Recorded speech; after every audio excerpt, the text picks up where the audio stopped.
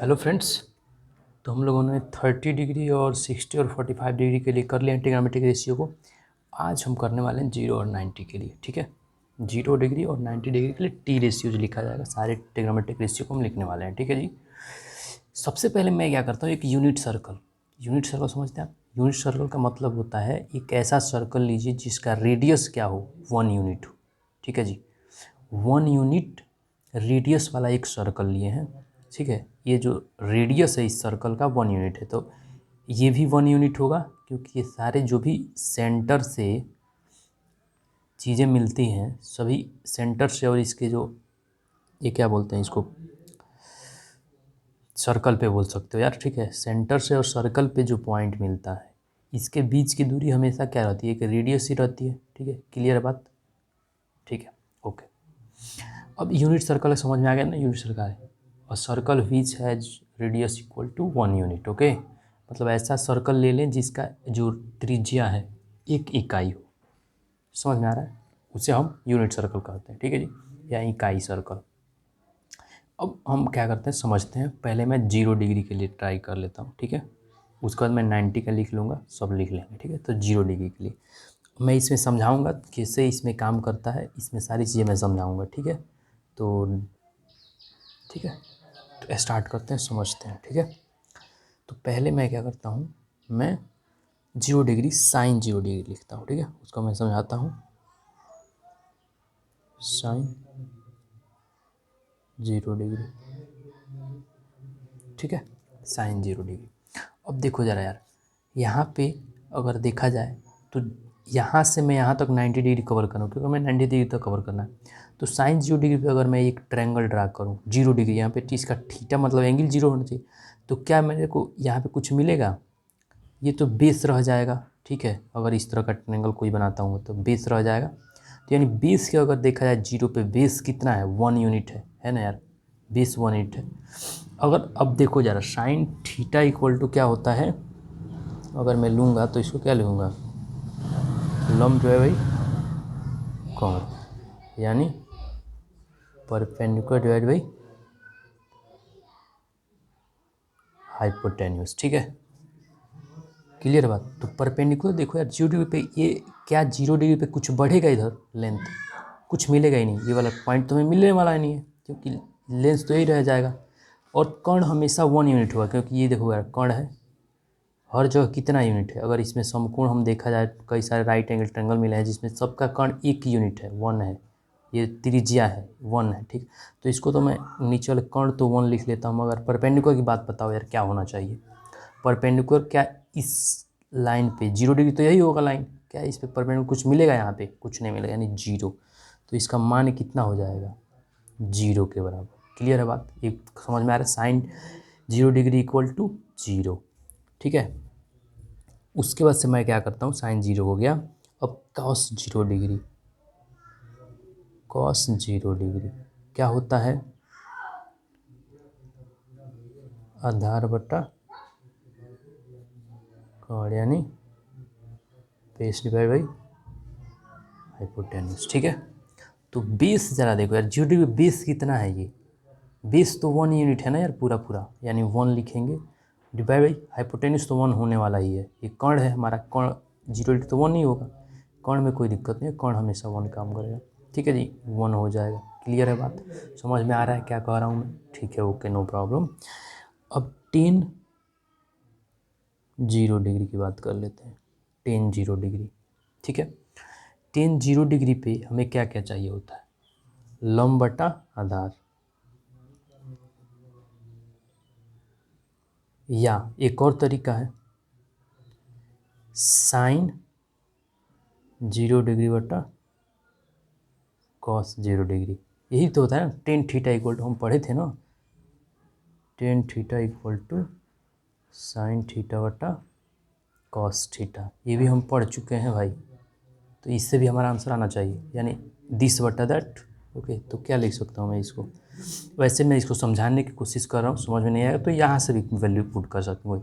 लंब देखो जरा, 0 पे लंब क्या है, 0 था, आधार 0 डिग्री पूरा पूरा 1 है, यानी 0 आंसर आएगा। क्लियर है बात, समझने में तो दिक्कत नहीं हो रहा है, यानी 0 डिग्री के 3 मान निकल चुके हैं। अब तीनों यहाँ पे 0, इसका भी मान देखो 0 तो 0 है, नीचे 1 यानी इसका भी मान 0 ही है। क्लियर है बात?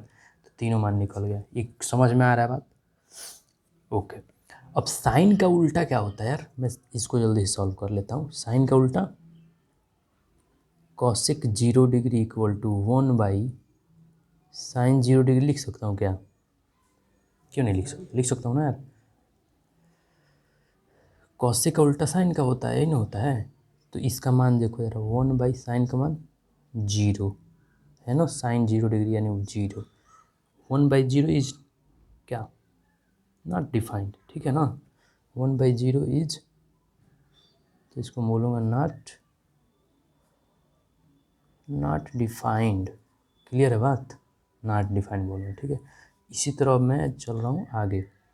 तो कॉस का क्या होता है? सेक 0 डिग्री यानी 1/cos 0 डिग्री। क्या होगा जी?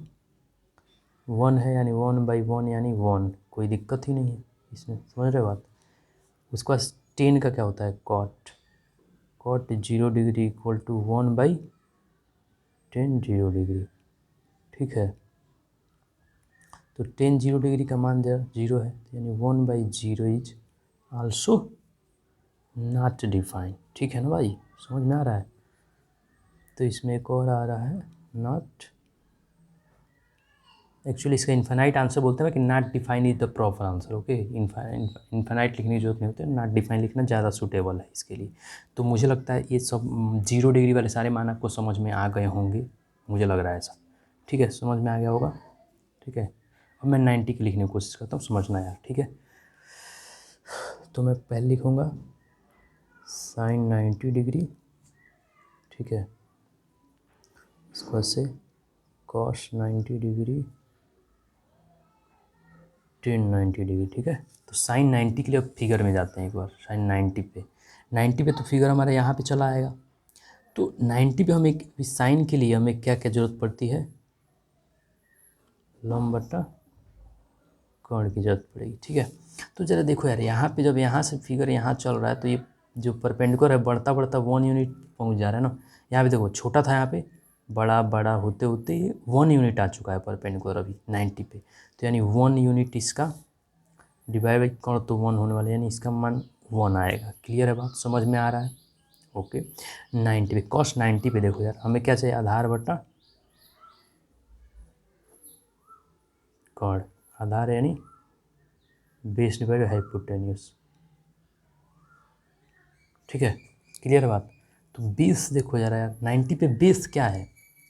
अगर बेस की बात करें, देखो यार इस पे थोड़ा सा एंगल मिला था तो बेस यहाँ तक हो गया है, ठीक है।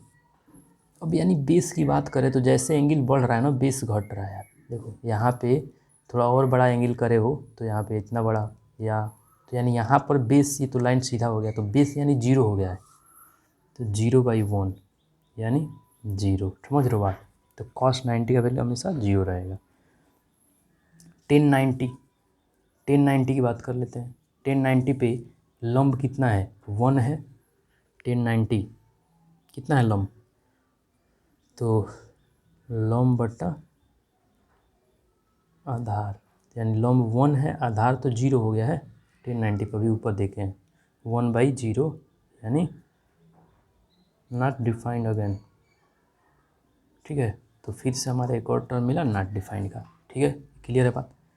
अब इसका उल्टा देख लेते हैं हम, ठीक है। समझ में आ रहा है बात? तो साइन का उल्टा होता है cosec 90 degree equal to 1/sin 90 degree. sin 90 का मान 1/1 यानी 1, ठीक है। कॉसेक 90 1 आएगा।